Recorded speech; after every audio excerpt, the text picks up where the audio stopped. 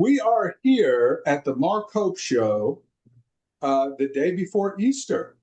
And I have a special guest on the show, somebody that I have known for a very small part of my life and all of his life, Austin Myers. Hello. And we're going to be doing a show tonight on geocaching.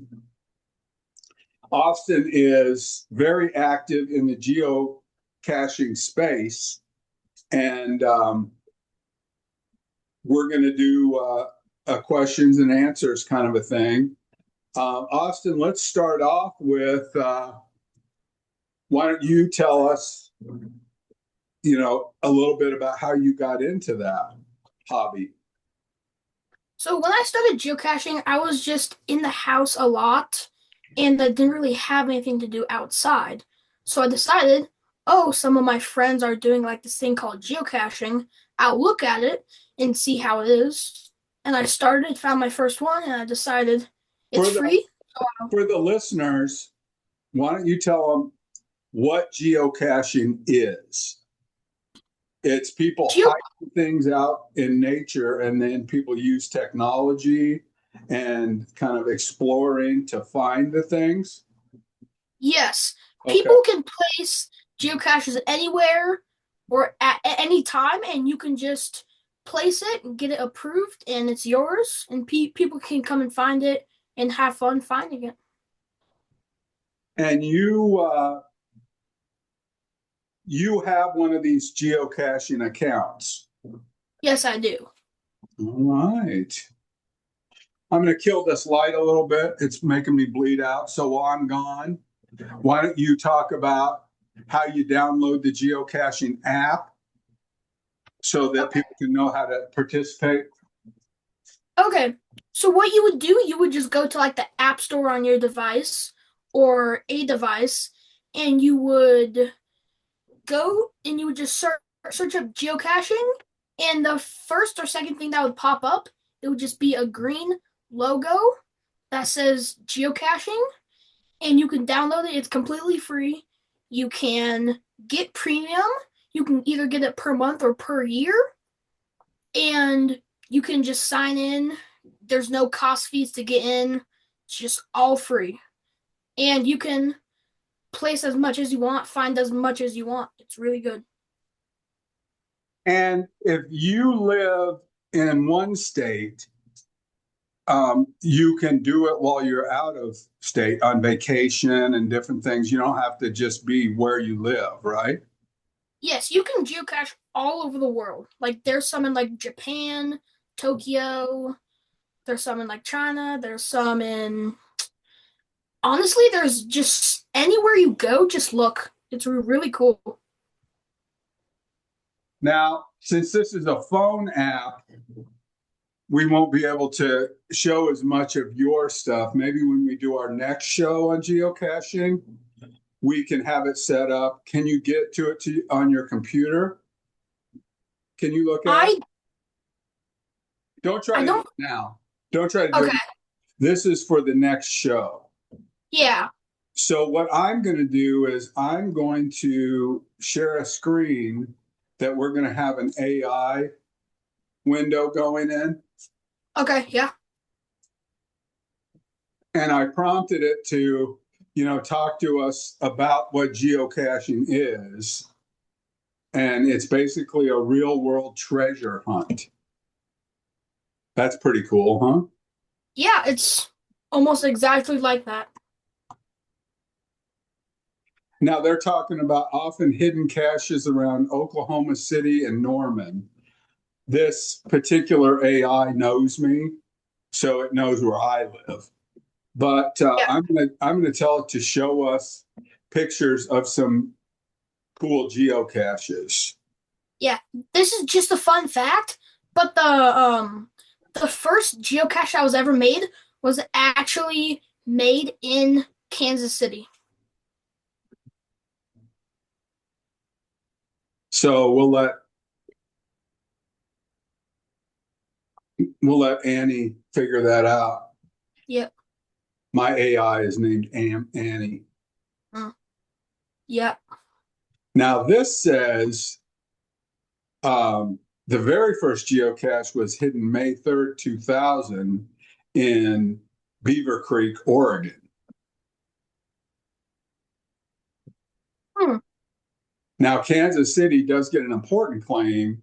The oldest geocache activity today is famous Mingo near Mingo, Kansas. And what we're going to do on the podcast for everybody is when we upload this to the YouTube channel, we will also upload the text that Austin and I are doing, the transcription, and we'll also upload the chat GPT log that we make during the show.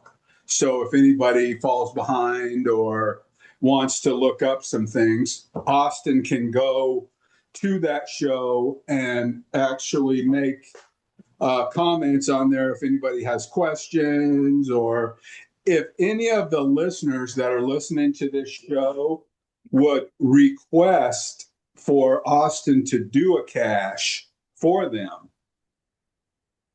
then you can give us a suggestion.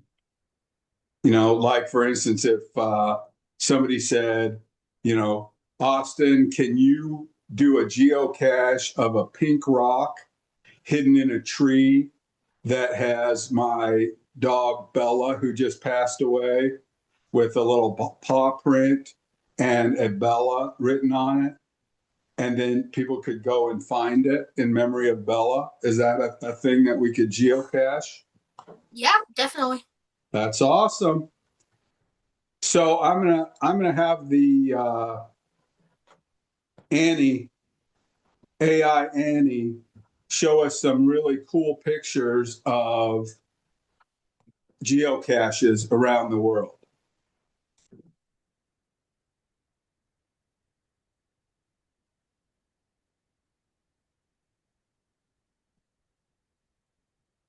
And really, a geocache could be anything, right, Austin?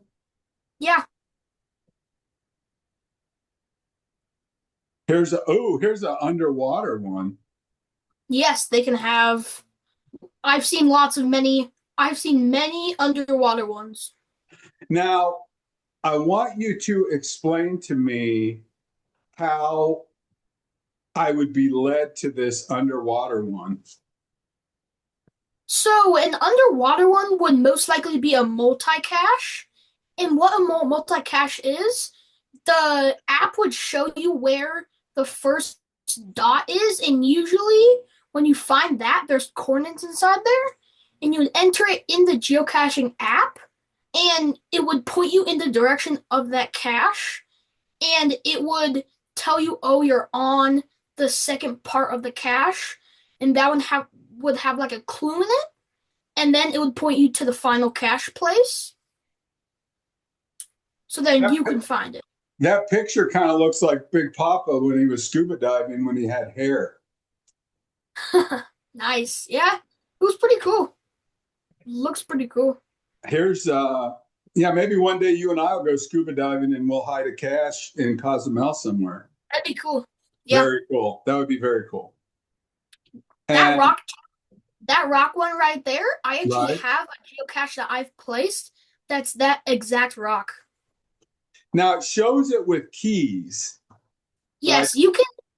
Yeah, it's meant for like to hide like keys at like your front doors, something, but it can also be used as a geocache. So there's an actual purpose Yeah. to it as well. Mhm. Like if I said, "Hey Austin, I'm gonna be in Japan for a month with Mimi, and you're gonna come out and take care of the house, but you're gonna arrive 2 days after we leave. Yeah. So I'm gonna hide the house key in a rock in the backyard by the pool or something. Yeah. I could make a geocache out of it. Can I Yeah. make You could. a private one that only you have?" Yeah. That's very cool. Yeah, the thing is, with geocaches, there is a few rules when you're placing geocaches. It can't be on school grounds, and it can't be on private property. Even if I own the private property? If you own the private property, you can, but the person finding that geocache will need to get some sort of access into the private So I property. couldn't just do a private geocache only for you.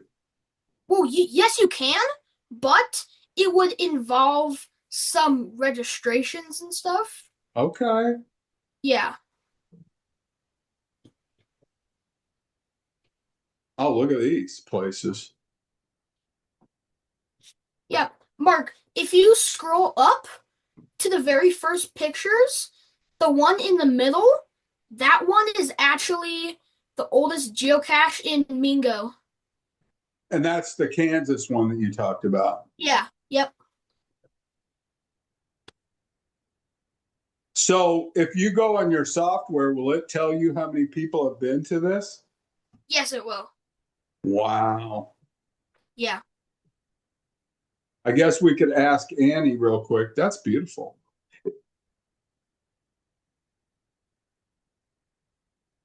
Annie, how many people have been to the Mingo geocache?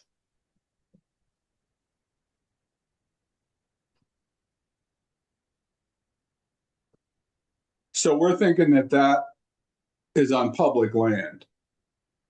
Yes, it is on public land. Found and logged more than 22,000 times. Now, for the audience of people that just don't know, like me, you explained all this stuff to me when we met in Denver, but Yeah. um, those little tubes and rocks and stuff, Yeah. in the old days, it used to just be a piece of paper and you would write your name and date on it when you found it, right? Yeah. And now the more modern one with the software lets you electronically do that. Yeah. Yes. So do you ever write your name anymore or is that redundant? I sometimes usually, but if I don't like have like a pen with me, I usually don't or I try to. Is there a geocache at the Colorado Rockies Stadium?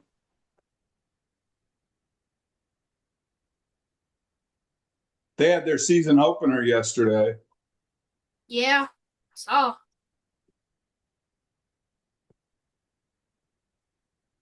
There doesn't appear to be an officially inside Coors Field.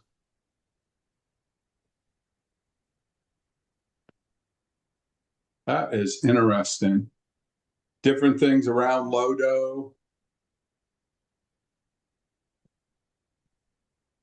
That can be another if when we do our other show.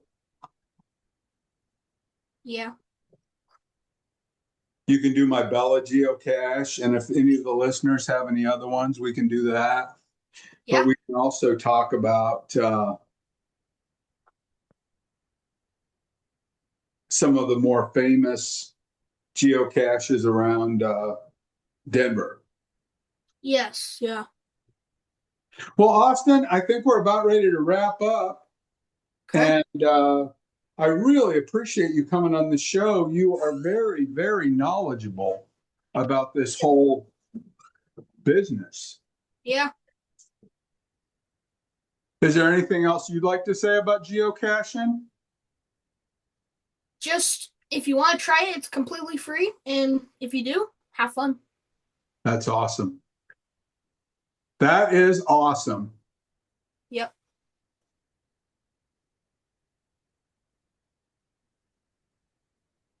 All right. I am going to go ahead and say farewell to our studio audience. And thanks for watching the show.